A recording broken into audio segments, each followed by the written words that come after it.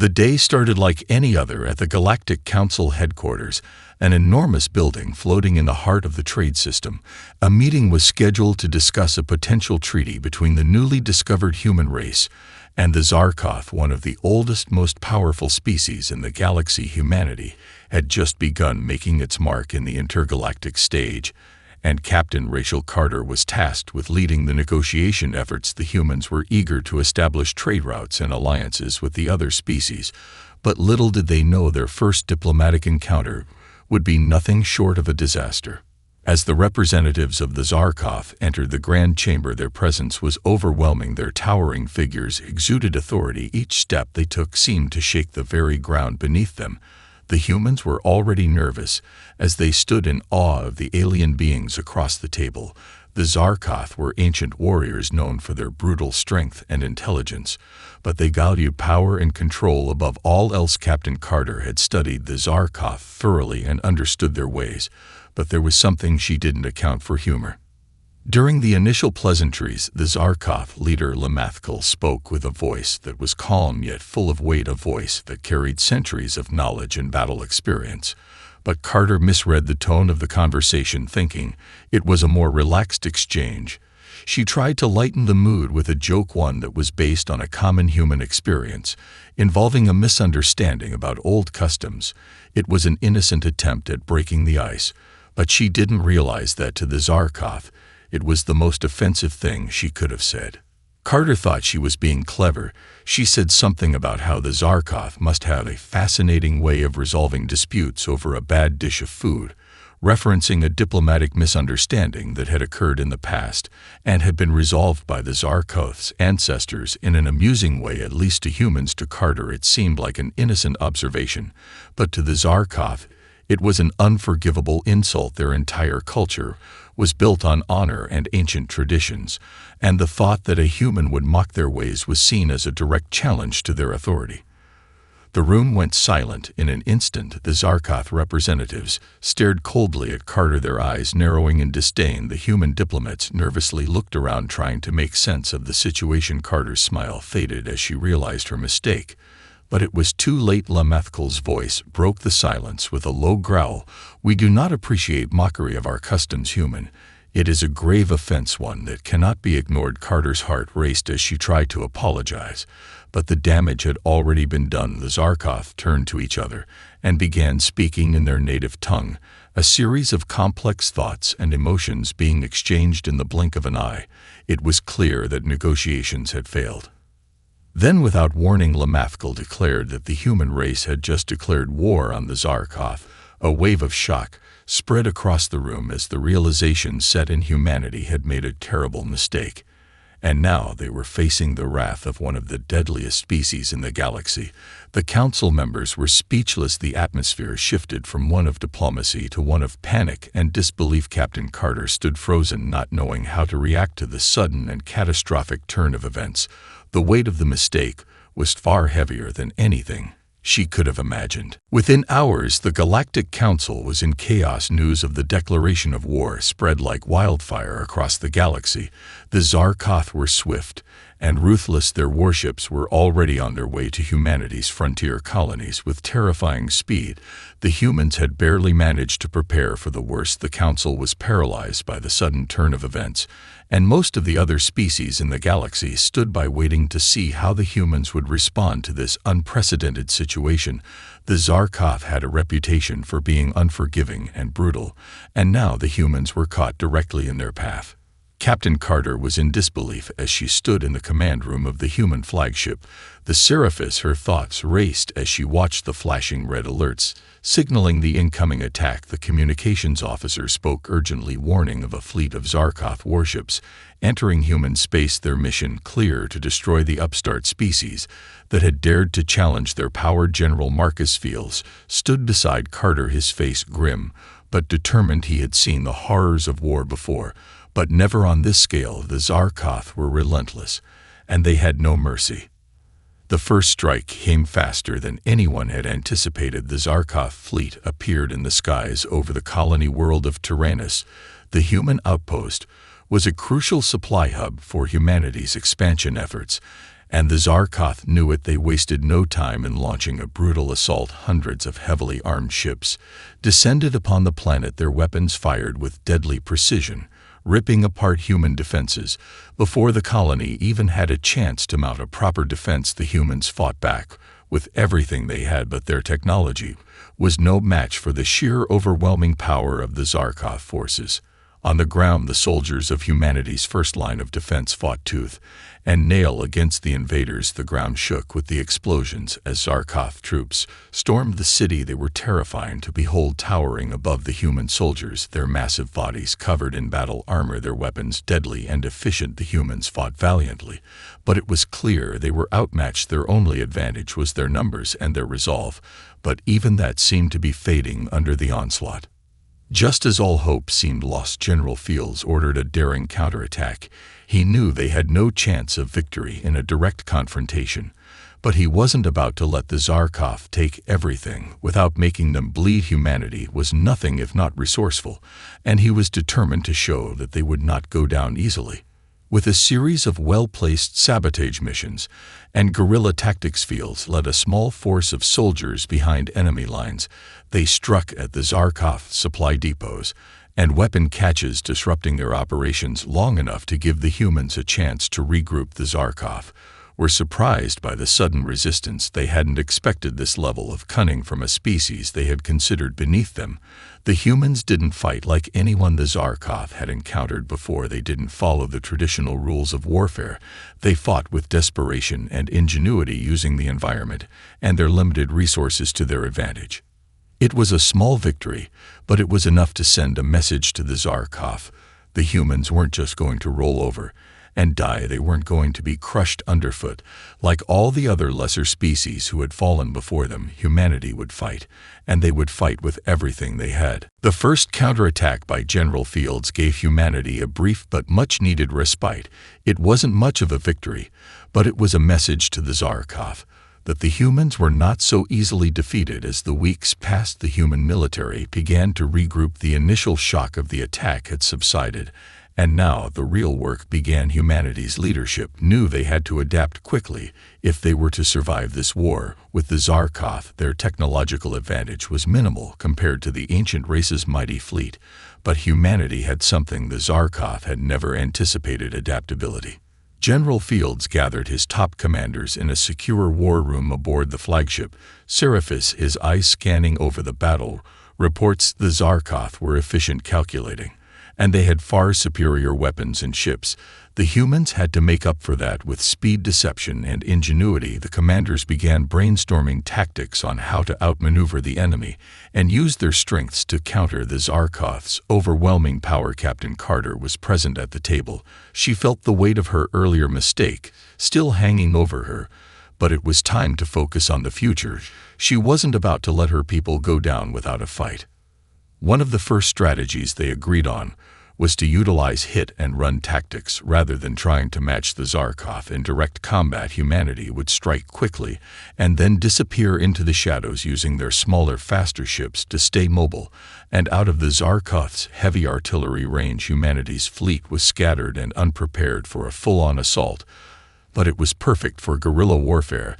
They could sneak into Zarkoth territory, disrupt supply lines, destroy their communication relays, and then retreat before the enemy could respond. It wasn't about winning a battle, it was about making the Zarkoth pay for every inch they gained.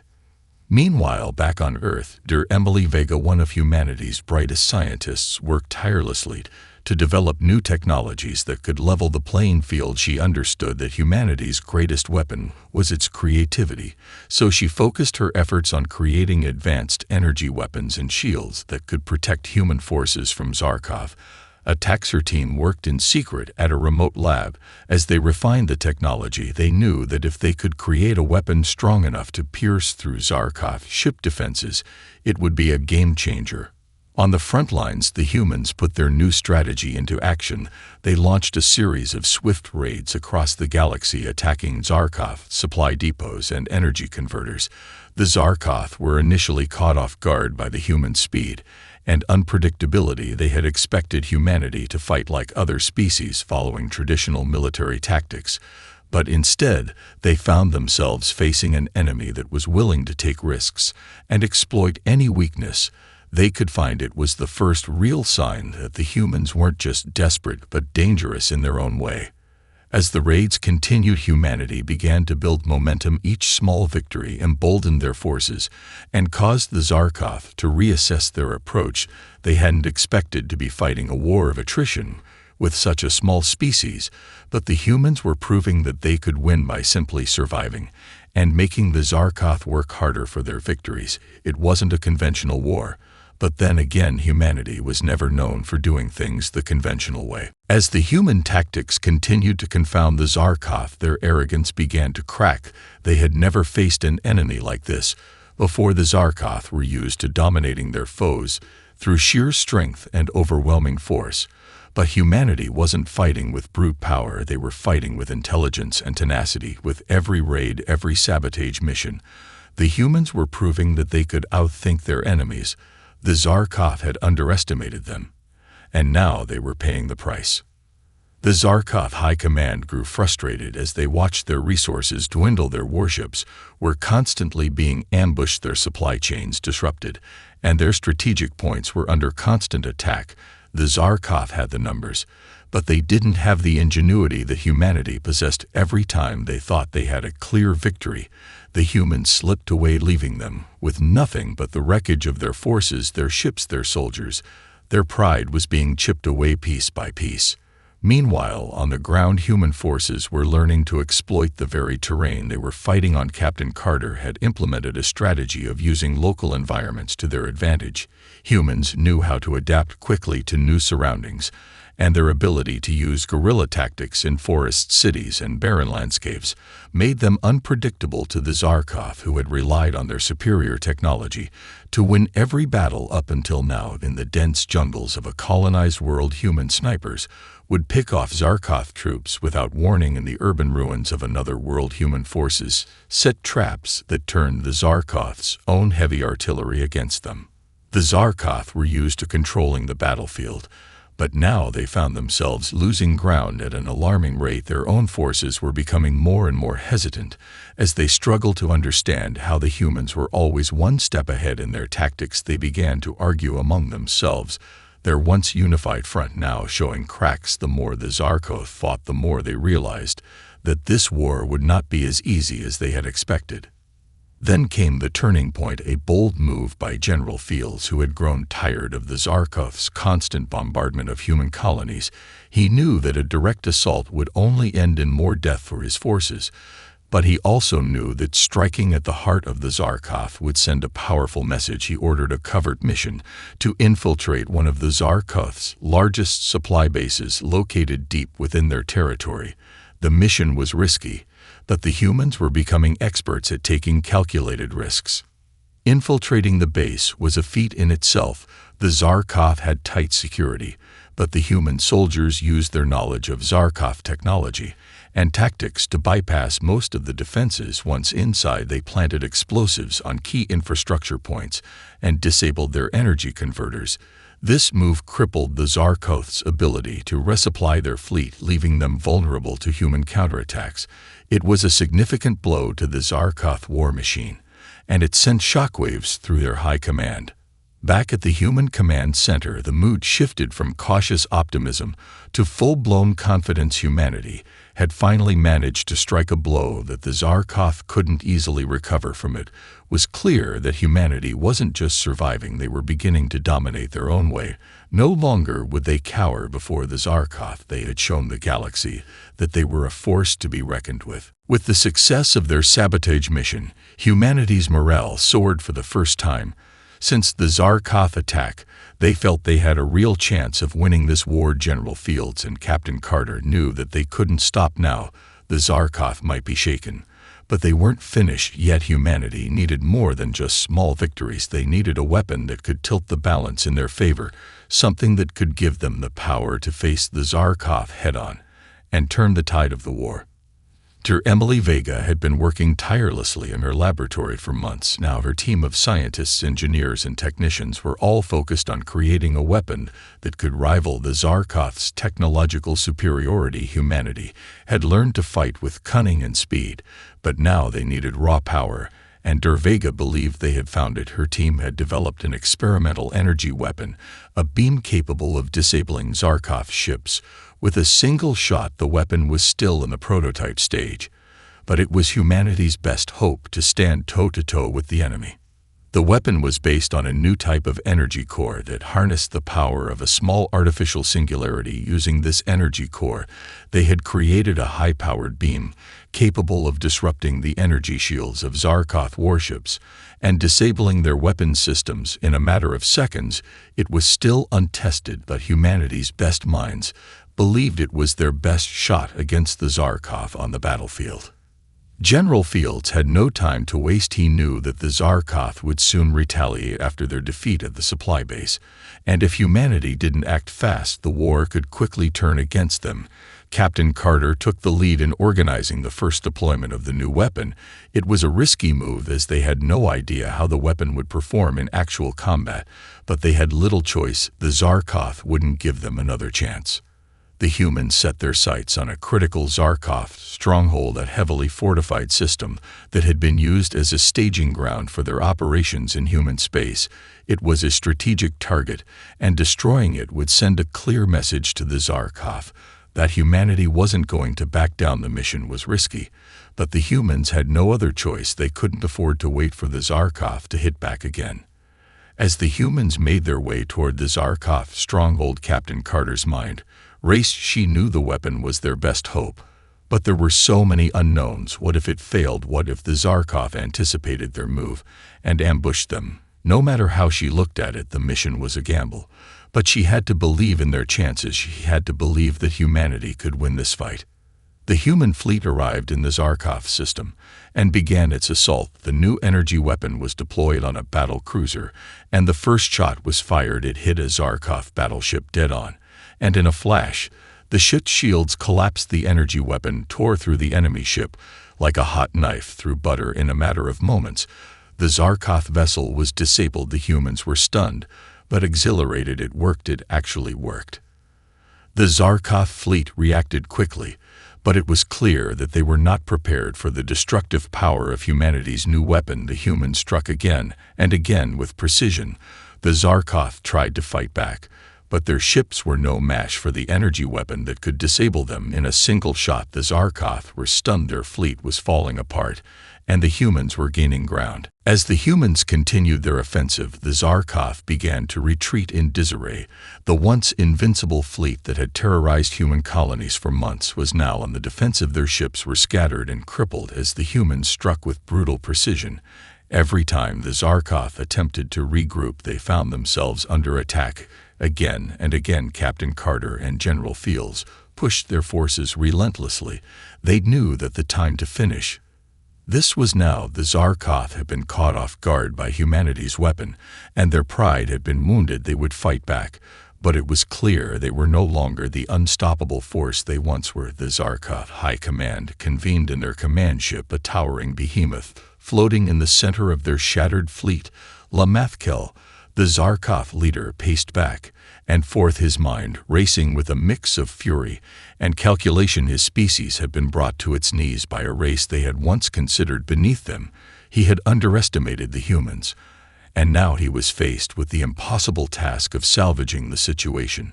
But the Zarkoth were not easily defeated. They had been through countless wars and defeats, and had always found a way to rise again. Lamathkel knew that their retreat had only bought them time. The humans had proven they could strike hard and fast, and the threat of their energy weapon hung over the Zarkoth like a sword of Damocles. It was clear they could not rely on traditional tactics to defeat the humans. They needed something new, something that would give them the edge they had lost. After much deliberation, the Zarkoth devised a new plan, a desperate one, but one that they hoped would turn the tide in their favor. They would use their homeworld, a planet deep within their territory, heavily fortified and protected by layers of defense, as a trap. They would lure the human fleet there and then unleash their full might all at once. If they could catch the humans off guard, they might be able to destroy their forces in one decisive blow. Meanwhile, humanity had no idea that they were walking straight into the trap. The humans believed they were closing in on victory. Their new weapon had given them the upper hand, but they had not yet faced the full force of the Zarkov. The next phase of the war was about to begin, and the humans were about to learn just how far the Zarkov would go to maintain their dominance. General Fields and Captain Carter were briefed on the Zarkov retreat and the sudden silence that had fallen over their forces.